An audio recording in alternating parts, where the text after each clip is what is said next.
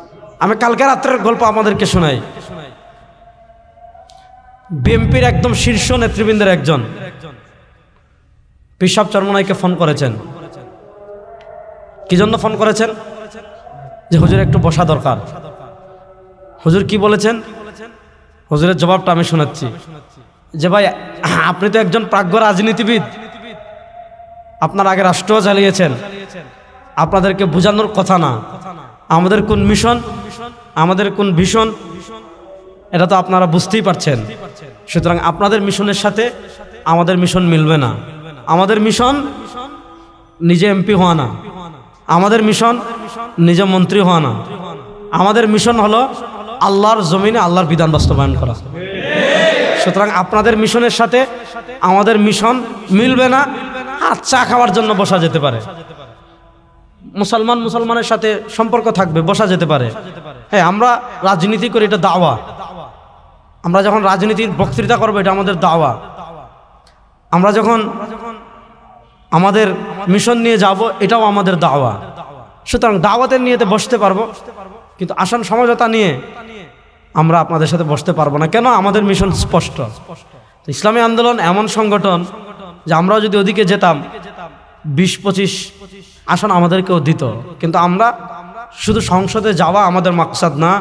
আমাদের মাকসাদ হলো আমরা আল্লাহর কোরআনের প্রতিনিধি হয়ে ইসলামকে বিজয়ী করার মিশন নিয়ে আমরা সংসদে যাব।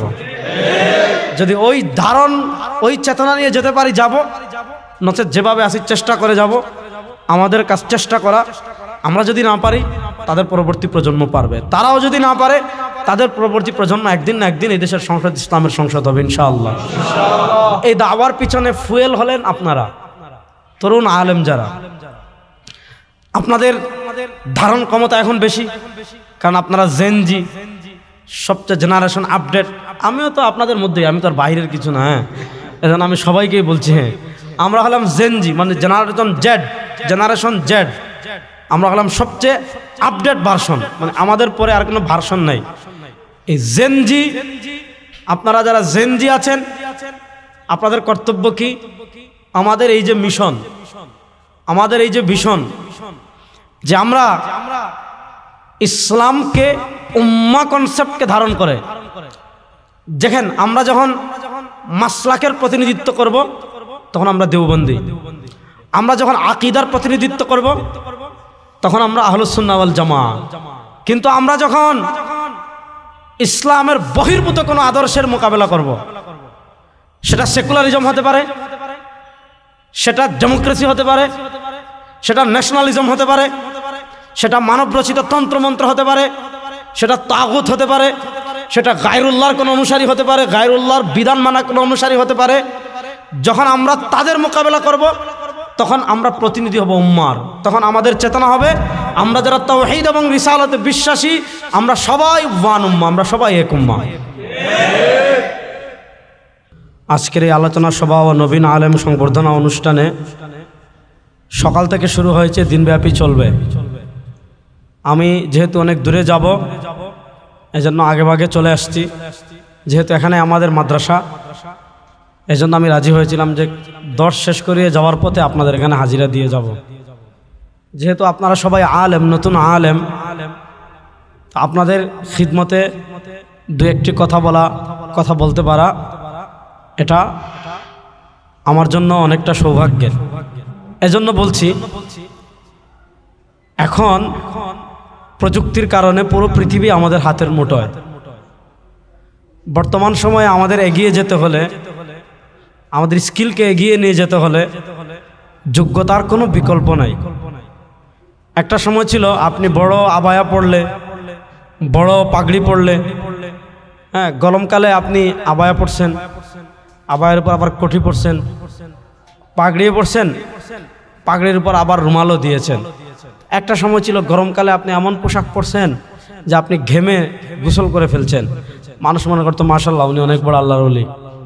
আবার শীতকালে আপনি পাতলা পোশাক পরিধান করেছেন, এটা মানুষ মনে করতো যে উনি আল্লাহর ওলি। এখন মানুষ সচেতন, প্রযুক্তির কারণে মানুষ বুঝে, আর এই যুগটা হলো কাজের যুগ। অর্থাৎ আপনি যতটুকু যোগ্যতা নিয়ে এগিয়ে যাবেন, আপনি যতটুকু যোগ্যতাকে ধারণ করে এগিয়ে যাবেন, আপনি ততটুকু মূল্যায়িত হবেন, ততটুকু স্পেস পাবেন, ততটুকু কাজ করতে পারবেন। এজন্য আমরা যে লাইনে অগ্রসর হচ্ছি সেটা হলো দিন হেফাজতের রাস্তা।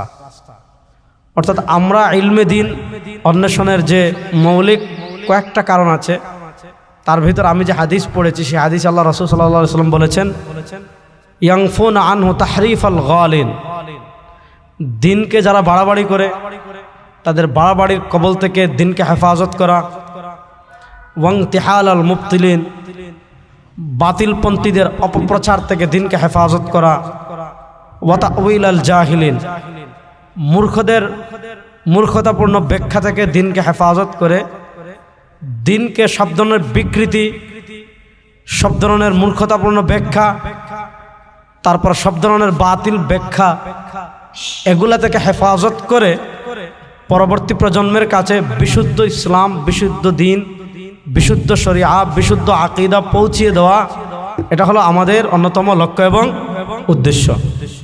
এবার আসুন পরের কথায়।